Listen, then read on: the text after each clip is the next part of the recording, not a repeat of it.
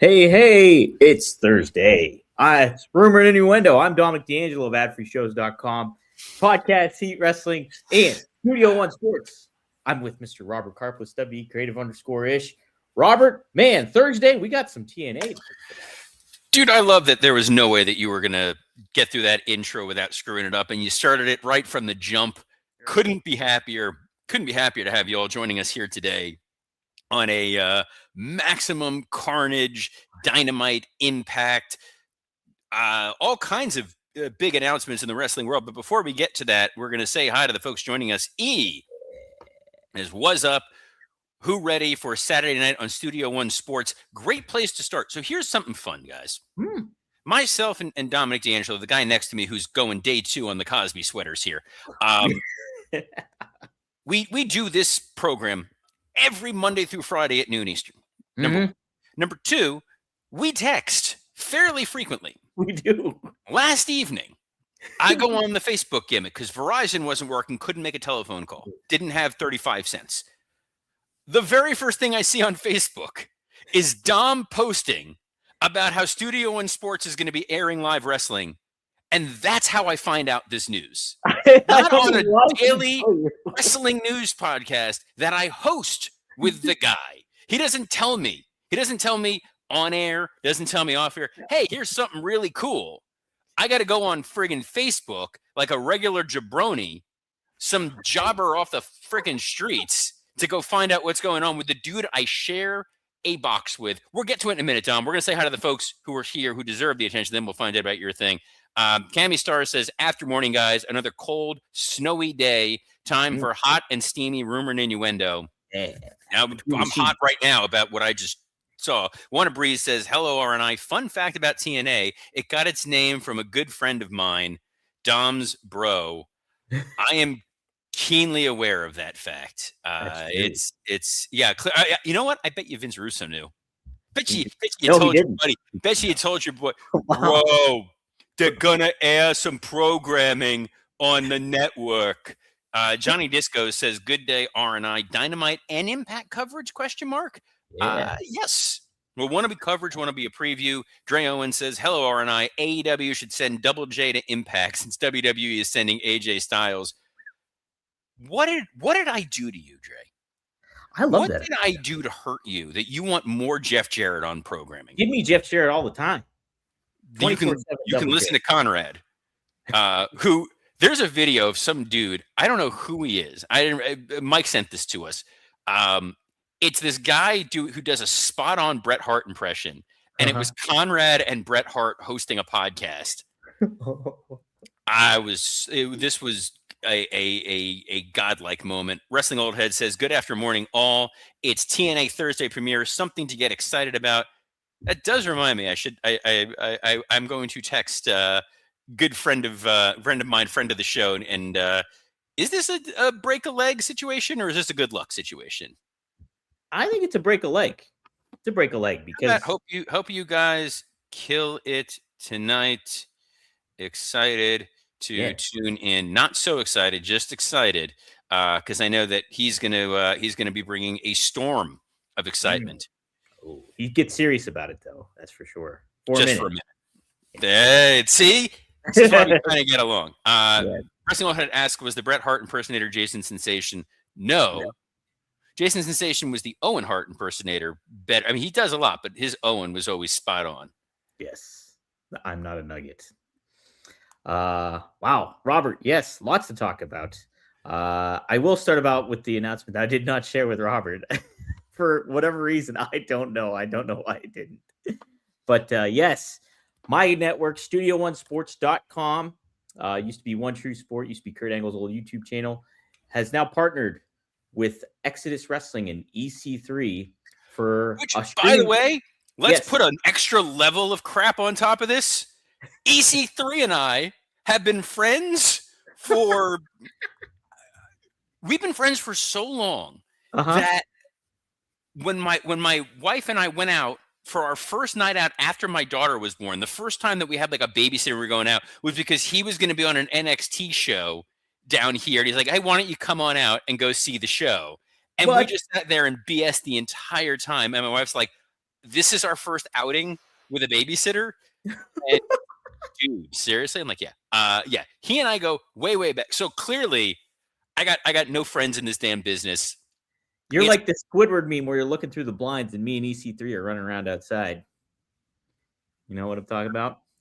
One Breeze says, I bet Dom told Scott about it. He didn't, because I just finished recording with Scott Chapin, Working Stiff. So that'll be in your inbox shortly. Scott also just screwed me over. He was like, hey, let's record at 10. I said, great. He didn't show up till 10:30 because he fell asleep. Gosh. He's been ghost. So it's the best. Anyway, explain to me this graphic that's taking up 90% of our screen, because that looks like Richard Holiday telling me to go fornicate myself. Oh, well, he has a new signature move. You got to check it out. So, yeah, it's New Game Plus taking place January 17th, 6:05 p.m. live on StudioOneSports.com. Check it out. The NWA Heavyweights Championship will be on the line as Silas Mason defends it, too. And EC3 will be in action as well in singles action against Carson Drake. Cal Hero, also on the card. Big fan of him. Duke Davis from Pittsburgh area will be on it, as well as Gannon Jones Jr. It's going to be really, really fun. Really excited to present live wrestling on Studio One Sports. It's part of something that I wanted to do on the channel. And so this is the first step into it. And I'm excited to partner with Exodus and EC3 because EC3 is a good dude, too. So looking forward to that. He's a piece of crap. You're a piece of crap. I hate everybody. I hate Come all on, you Robert, people. you're tuned in too. I am the opposite of so excited. I will not be. Just for that, I'm not tuning in. Not at 6:05 Eastern on this Saturday on Studio One. Ain't gonna happen. Dang it. Nope. Sorry. Instead, maybe I'll watch Collision. No, I don't know. I'm kidding. Spitefully watch Collision. There's spite, and then there's going out of my way to watch Collision. I did watch the Dynamite last night. I did watch it today. So, what did you think, Robert? That main event, I liked it, Robert. I liked it a lot, actually. MJF taking on Bandito, and it was a great. It was a great showcase for Bandito, I thought, but also a really great showcase for MJF and what he's capable of doing. Phenomenal, Max. I mean, none of that surprises me. Max can work against anybody and turn it up to meet their level and exceed it, and made this feel like a big time main event match. And I can see a world where they would have been like, do we call an audible and put the title on Bandito? And then everybody's saying, well, this feels a lot like what just happened with WWE and Drew. I get it. And then there's those, like, well, point of order. Technically speaking, this match was announced before. It doesn't matter. Yeah. I liked the match. I liked that MJF beat Bandito, but just barely. Yeah. And then cut that promo where we have not established if Max is a babyface or a heel in this return. He's just been Max. And the idea of, they're right, you're going to be a future world champion. And that's why I have to do what I have to do. And then it was Scar throwing Mufasa off the ledge. Yeah. I love it. I loved it. Sold American style. Big moment, big decision. Big fan of all that. And I love where they're going to go from here, because you can now get to a Bandito rematch at some point where Max is going to be extra scared. You've clearly got a Brody King match set up right now. You've got Hangman and Swerve and Joe and Kenny all coming after that world title. It's good stuff. It is, and that's what you want to have happen. You want to create this intrigue of who is next and who are viable candidates to go up against MJF. When, you look back even a month ago and you're just like, okay, what's with this AEW world title picture? A month ago, we were the John Travolta meme. Where holding his quote. What's going on? What's going on here? So we got some good results there. And overall, I thought Maximum Carnage was not quite maximum, but it was a fun kind of show. To a certain degree. By the way, Devin Dowling points out something I was about to say, which is the way the camera was set. I thought Brody was turning on Bandito. For about a half a second, I did have that same thought. I'm like, they're really buddying it up for quite a while. But I don't think we're going to get that. There's a world where we don't get the Brody King turn until Bandito wins the title, and then Brody goes and just murder balls him. Do you think I guess he would be a great heel, obviously, Brody King, considering his size is that, but he is good as a baby face too, as this big man baby face. So He's a Kind of like super that. super likable guy. He's a good Mhm. guy. He's a good dude in the ring and out. Other highlights. There's a lot to talk about him Rumor and Innuendo today. Oh, there is. Yes. What do you think Dynamite about? Go ahead. Go ahead. I opening match, Darby and Pac. I know we don't care about this. He's got to check off the list of all the people in the Death Riders.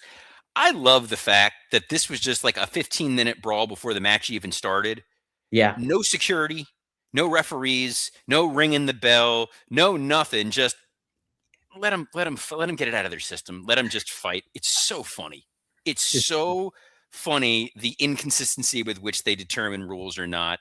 And then speaking of inconsistency, Pac, who we think is great, but is rarely on TV, the way that he lost with Darby putting the chair on his ankle and jumping on it and Pillmanizing him, and then tapping. I'm like, oh, good. Now Pac's going to be off TV for another 3 months. That's great. Yeah, that's. Didn't even consider that, but that's. What was that you just said? You just made a noise. That wasn't even a word. Like, has it happened? It's like that's a great point. I didn't even consider that, but yes, makes a lot of sense.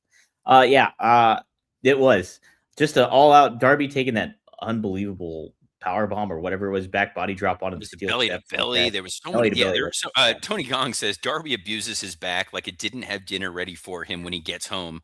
We'll have to ask Gigi Dolan at some point. Kidding. Everybody loves everybody. I know that Dom's favorite, Brian Keith, Yes, got a little bit of a spotlight here. he did. It was nice to see, but it was upsetting to see that he never gets the bounties. He's always given a bounty, but he never gets the bounty itself.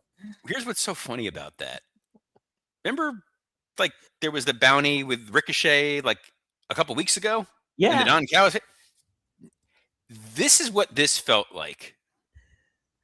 It kind of felt like Tony knows Chris Jericho is showing up on Raw like any minute. So he's like, I'm going to remind you people that these guys are better without him. So let's give them a spotlight.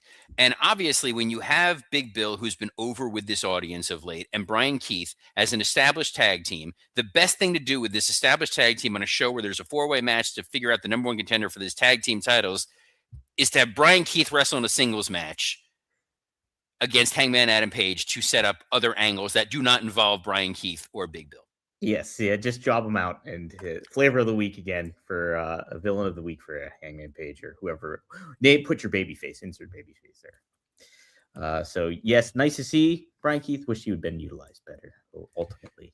But it was fine. The promo of I get it. It was to establish that Swerve and Hangman are still bros and buddies and got each other's back. And you burned down my house and stabbed me with a syringe, but we're all going to be, friends now because we all hate Samoa Joe, who wasn't really even on the show. But can we explain? Is there a reason that Swerve does not like Kenny? Did I forget something? He doesn't like that this is another guy who's just showing up and going after the world title. Oh, that was my take on it. That's it. Yeah, but I didn't like it either. And then Kenny comes out there. Uh-huh. It's like we said yesterday. He doesn't pick a lane. He's either serious or he's not. He's either on his retirement run or he's not. He's a special attraction or he's not. And now he's still back feuding with the Don Callis family. And now he's going to get revenge on Josh Alexander, who broke Kota Ibushi's leg 11 months ago at this point. I don't remember when it was. It was a while. I know it wasn't 11 months ago, but it was not that long ago. And it wasn't that far ago. The audience doesn't necessarily remember. I didn't remember.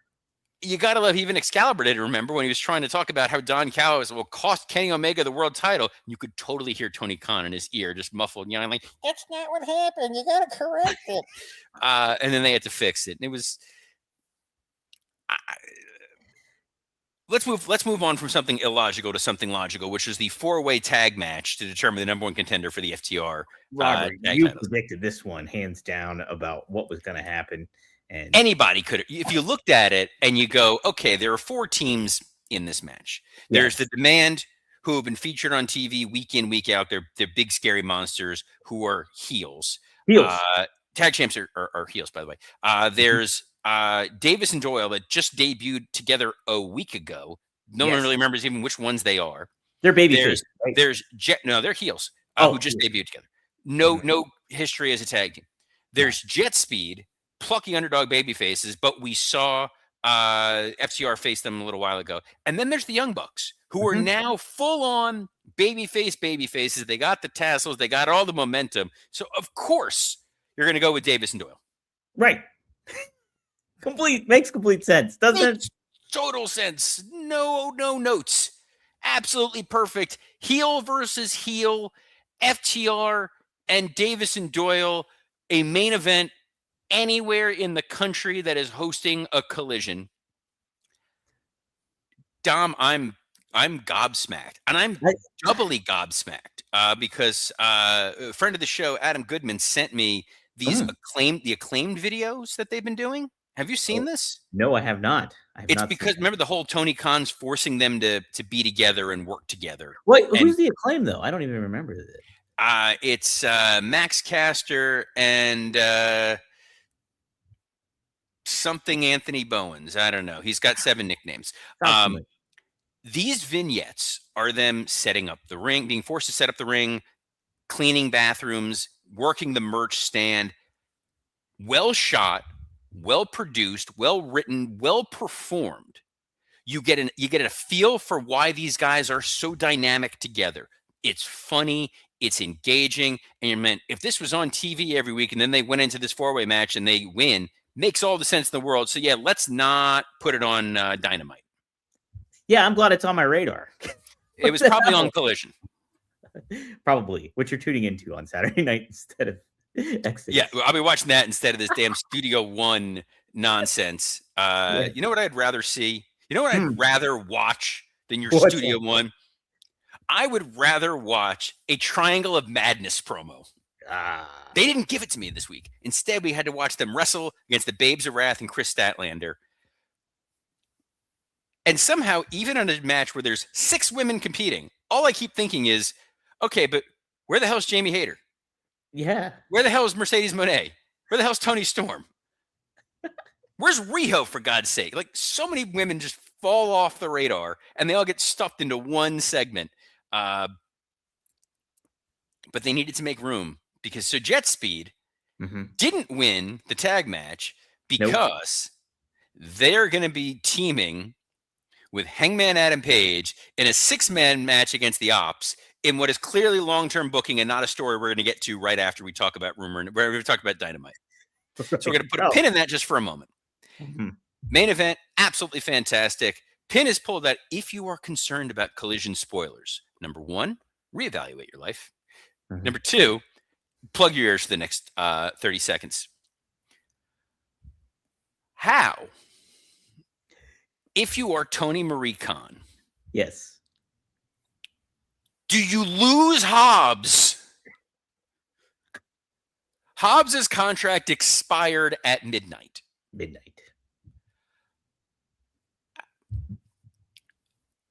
It's not like you didn't know when the contract was expiring.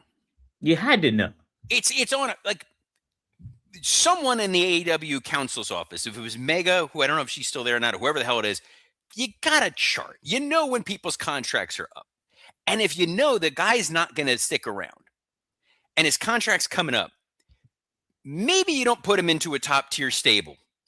Maybe you don't make him a central focus of your programming over the last couple months when you basically ignored and squandered him for the better part of 5 years. Right. And you're opening the opportunity for WWE to just put them right on their program. Not that they will, but they could. Oh, yeah, are you kidding me?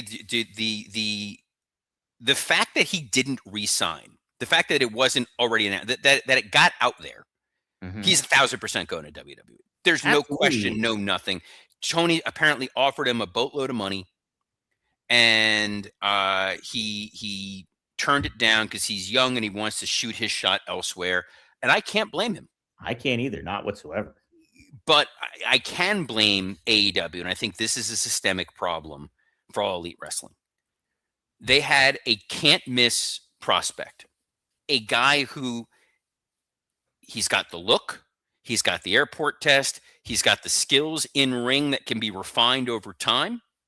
He's got promo skills. There are promos, you go watch him out there. He's great. Dude delivers. He's got a compelling real-life backstory. They turned him 1,000 times like he's the Big Show. He was a dude. I said they should have called an audible when he wrestled Moxley for the world title and just say, put the title on Hobbs. Let's see what this guy can do. I said the same thing too. Yep, put him on. He's going to be on. He's going to be on Raw, or SmackDown, or even NXT. And Tony just gift wrapped and gave them another huge star. You know, Dre Owen says the problem, WWE has a stupid stacked roster. Hopefully he's not lost in the shuffle. They're not going to lose Hobbs in the shuffle. And it's more to the point of, you look at the future of where WWE is going. Braun Breaker, Obafemi, Trick Williams, Hobbs. Monsters. That's your, I mean, and if they can figure out a way to make Austin Theory work, obviously Logan Paul is now signed to a contract, so he can be a legitimate star for the next several years. There are so many positions, and think of Carmelo Hayes coming into his own, Ilya Dragunov coming into his own. There are so many stars for the next 5 years. WWE is in a great position. Jacob Fatu is only 33 years old. I want to keep saying this over and over and over again.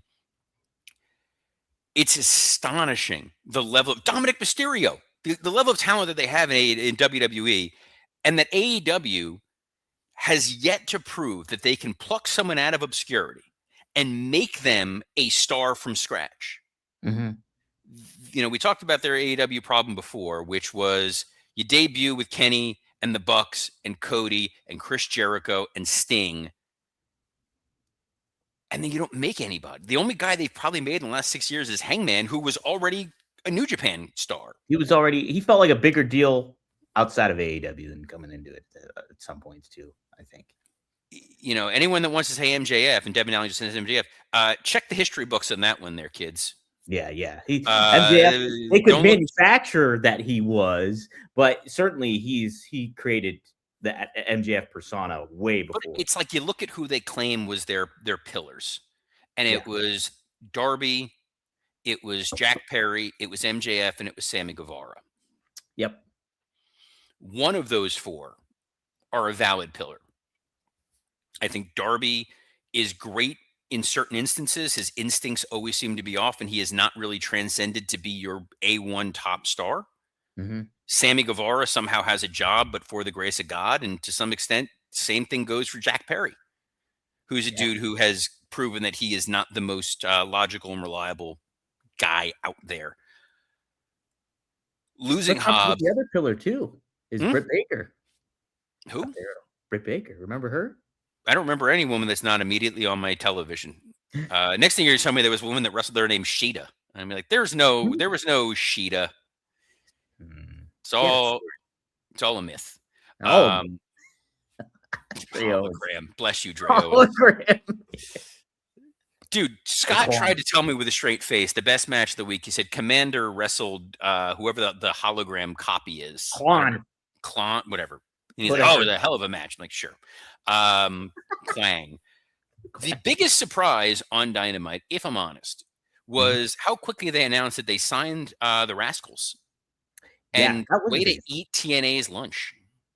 Yeah, I mean, like, obviously you lose Hobbs. That's a huge star to lose. The Rascals, though, they've cut their swath, not just in TNA, but a little bit in NXT as well. So it's just like, and those guys have personality. It's a great, fun kind of faction. They do seem fit for an AEW kind of group, but how are they going to be utilized? Are they going to get lost in that? How are they going to be utilized? They're like 7 other groups that I can think of right now. They're that top flight Scorpio Sky stable. They're the conglomeration. They're Jet Speed. I just think they're going to get completely lost in the shuffle like everybody else. Mm-hmm. They're very talented, but distinguish them. Absolutely. And how are you going to do that? You can't distinguish them the way you can Hobbs. No, you can't. It's 4 guys in total that you're trying to utilize and maximize. So what did But it felt like a little bit of like, well, we're going to try to steal TNA's thunder. We got Jake something last week. Wrestling Overhead said Griff Garrison just put his phone on airplane mode. Remember Griff Garrison? Oh my God. Good looking kid, tall, great. I enjoyed Looked Griff. like a standout. You're like, oh, this is a guy of the future. Seemed to have some personality too that you could use. I don't know. He's no workhorseman. But the workhorses over at TNA are going to get a chance to shine this evening. Have they previewed the matches? I know there's A at little least bit, one. yes, they have. It's Frankie Kazarian. He's taking on Santana. Frankie Kazarian's your champion at the moment, so that's the world title headline match. But we also obviously have AJ Styles will be showing up for this too, and that will be extremely fun to check out. Also, there's trios action as the Hardys tag up with Elijah. So that'll be a fun way to kind of introduce a bigger audience back to the Hardys again and stuff like that. And I can't remember the other match because I was trying to pull the card up, but my Twitter link's not working right now for some reason. So try your X link. Yes, let's see if that helps at all. Nope, this is TNA. Come on here. Where is it at? I mean, even those matches right there, like Kazarian versus Santana for the TNA title. It's great because you can tell the story through video packages of Santana, the emotional journey it took for him to get the title and losing it. And then you can have him most likely win the title tonight. And if this is a jumping on point for lapsed fans of TNA or someone who's sampling it, now you got a guy to ride with going forward. Look, I remember way back when Ring of Honor debuted on HDNet. Yeah. The very first guy they built it around was Mike Bennett. That he was the prodigy. He was like, this is your new entry point. This is the guy you're going to take the journey with. So I think putting the title on Santana feels like a really smart decision on the part of TNA. And letting the Hardys go wrestle in a 6-man tag match feels like a smart decision on the part of TNA. Let people see this is a well-produced, well-shot, well-put-together program. Get excited about it and enjoy it. And we're going to get a chance to talk about it tomorrow, Dom. Yeah. Also, got to add too. We talk about AEW stealing a little bit of TNA's thunder here. Well, they did announce today. I don't know if you saw it too, Robert, but Nick Nemeth actually resigned with the company, so he'll be in the mix as well for TNA on their docket moving forward again. So good news for them in that regard. Yeah, should be interesting. There's some speculation. Could we see Chris Jericho tonight, Robert? Would this be a way to make that return? Absolutely not. I would not use Chris Jericho in this spot because the second that happens, you're now completely signaling, he's going to pop up in WWE programming at some point soon. I would hold off. I would not necessarily utilize him. I think you lean on a lot of the talent that's there. You want to introduce them to the audience. Mainstream fans are going to tune in because it's a premiere. They always wind up doing that. When SmackDown went to USA Network or when it went to Fox, big numbers. When it's in Netflix, big numbers. Like, you want to trust that wrestling fans are just going to tune in to see this new program. They're going to tune in to see the Hardys. They're going to tune in to see a world title match. And then they're going to stick around and see what else there is. That was the John Cena theory for Saturday night's main event. It was tune in for this. And now people that watch that are like, oh, there's that Leon Slater kid. He was really damn good. Yeah. No. And if they really are excited, Bully Ray is going to be doing commentary in the main event. And if you're excited to see Bully Ray on commentary, you're probably excited for Collision. Wow. Well, I'm ready. I'm intrigued to see what they do, what format changes they might make or stylistic changes. So it'll be interesting to see how they present it on AMC tonight. I will be doing a live watch along on StudioOneSports.com too. Thanks for inviting me. If you want to come, you can. I just made it this morning. So well, I was invited. You want to join? Devin Dowling asks who the commentators are. I know Matt Raywald of Broker Return Championship Wrestling is one of the commentators. Who's the other commentator that you may have sat down with recently, Dom? Well, I chatted with Tom Phillips, who's the play-by-play man on StudioOneSports.com. You can check out that interview now as we talk about tonight. There you go. I love how you thought that was the end of the show and you forgot that we didn't conclude the show. You did your end of show voice, and I love that. So you know what? To that end, we will be back tomorrow, noon Eastern, as we are every Monday through Friday on a plethora of platforms, including the WWE Creative _ISH X account, the @Dominic D'Angelo. I was almost going to say Twitter because you said Twitter. @Dominic D'Angelo X account, the @SE Scoops X account, and on YouTube on Rumor and Innuendo, Podcast Heat, and ad-free shows. So on behalf of the man who keeps kayfabing his co-host and forgetting to tell him things to promote, Dominic D'Angelo, I'm Robert Karpolis. Find something better to do this Saturday at 6:05 Eastern. Hey, tomorrow we're going to have Chris Jericho on. Get ready, cuz.